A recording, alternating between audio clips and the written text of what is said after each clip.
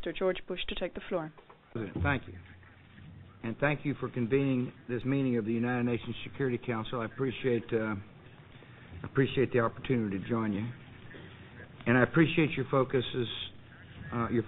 on the challenges to peace and security in Africa, particularly in Sudan and Darfur.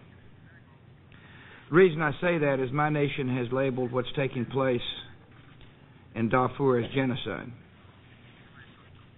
And when we find genocide, it's time to do something about it. Time is of the essence.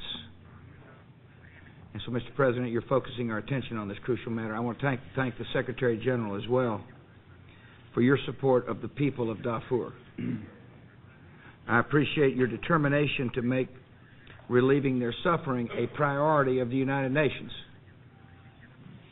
And I want to thank Chairperson Kanare for the leadership of the African Union. After all, you've deployed 7,000 troops. But 7,000 troops is not enough if you believe what's taking place on the ground is genocide.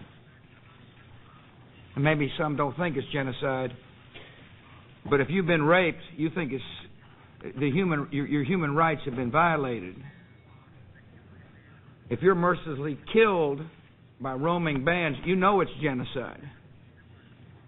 And the fundamental question is, are we, the free world, willing to do more? You made a strong effort, and we appreciate you. But you know better than me that the area of Darfur is bigger than France or Texas, and both are plenty big for 7,000 troops. Your Excellencies, the fighting in Darfur between the rebels and the government continues.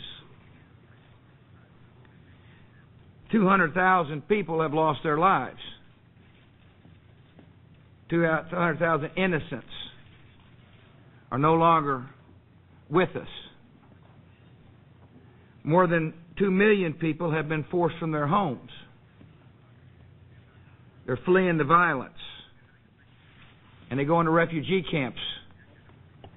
And they head into neighboring countries like Chad and Central African Republic.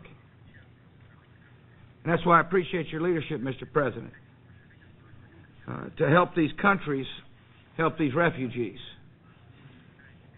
The resolution adopted today addresses the plight of the refugees in Chad and Central African Republic. In other words, it's a step in the right direction. It's a practical solution to a big problem. It's a part of a grand solution, Mr. President. That's why your leadership is appreciated.